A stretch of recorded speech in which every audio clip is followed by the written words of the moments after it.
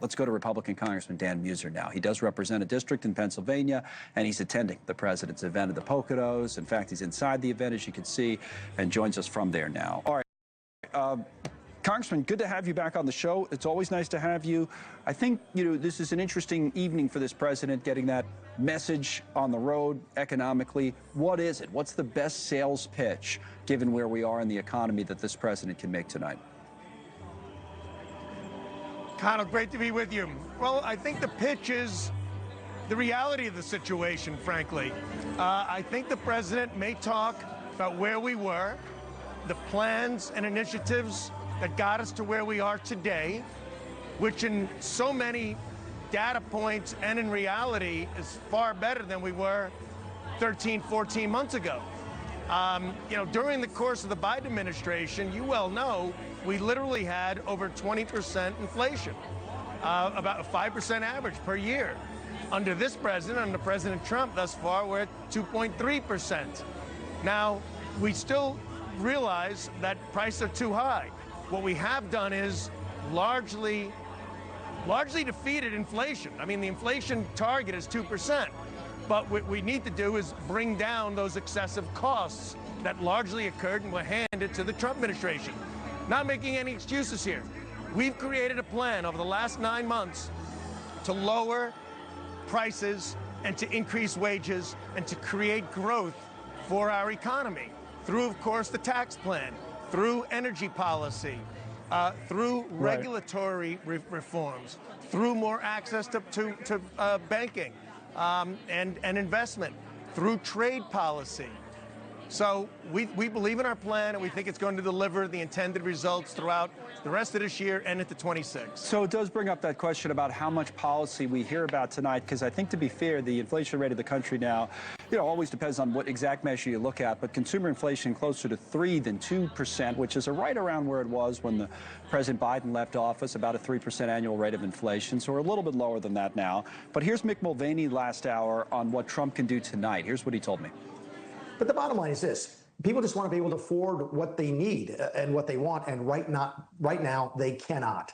I will be curious to see tonight, Connell, first of all, how much of this is rally and how much of this is real messaging on policies. And when he gets to the policies, is he going to try to talk about bringing down the cost of things, or is he going to talk about giving people money so that they can buy more stuff? The second thing is inflationary, but I'd be curious to see where Trump decides to take the message tonight. All right, you want to take a pick between those two, Congressman? That is an interesting choice, because Mick and I were having a conversation about how you don't necessarily want prices coming down too much. As you know, that deflation's worse usually for an economy than inflation. So maybe you do talk about putting money in people's pockets. How should the president go about it? Well, it's certainly a combination. Now, just on the cost side of things, again, the plan I expressed, none of that existed during the Biden administration. They wanted to raise taxes. Regulations were very, very high and problematic. Banking was under assault. They had a debanking. Trade we had huge trade deficits. We have less. So we reversed much of that. There was an assault on domestic energy, Connell. So all of those things are coming together and will create a more affordable society. Now, as far as prices not coming down, I don't necessarily buy that, the deflation. In grocery stores and elsewhere. Lumber, for instance, is half the price it was a year ago, and that's a fact. And so for housing purposes and all. And of course, that's where a Fed chairman comes in too, that gets what we're trying to do. This is a supply side, a term from the 80s. This is pro-growth initiatives that once Biden created scarcity. That was actually, I was just talking with the Secretary of Treasury. Okay. Biden created scarcity. We're creating productivity. And by doing that, when supply exceeds demand, by definition, that's when inflation comes down without any gimmicks. Right. And on top of that, when the production is high, there's more employment, there's more wages, there's more income for families. Yeah, you just want to make more or have your salary go up more than the rate of inflation, or just have not. That's what Mick and I were talking about. That it's tricky because you don't want prices going. You don't want. I still think you don't want prices necessarily across the board, consumer inflation coming down. You just don't want the rate of increase to be as as high. Now, you mentioned a moment ago housing. I have some numbers. If you guys pop it up from the tablet, I'll show the congressman this.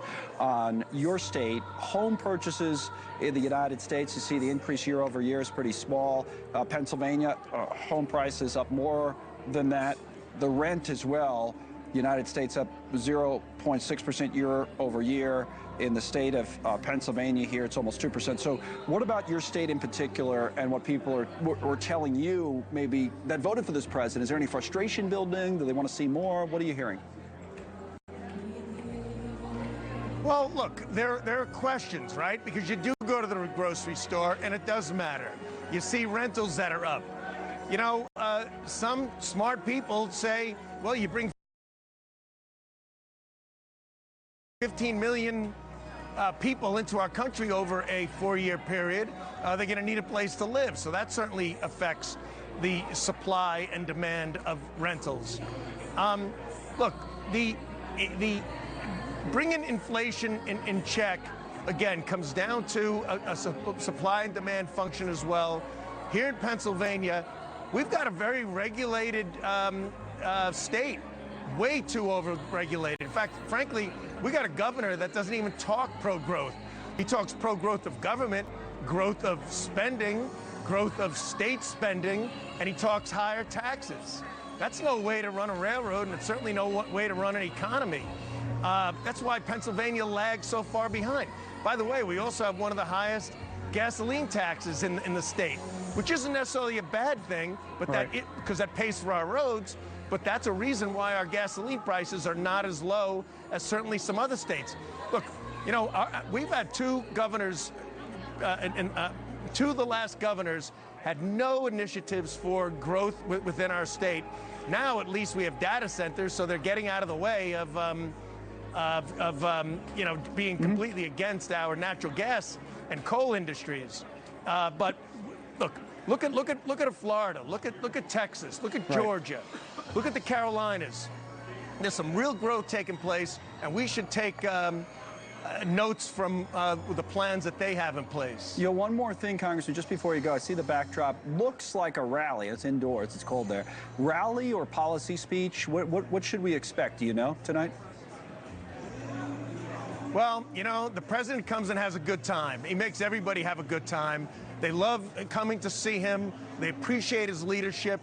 I mean, really, let's face it. He's become a worldwide leader in a short period of time. So it's going to be talking about what people want him to talk about.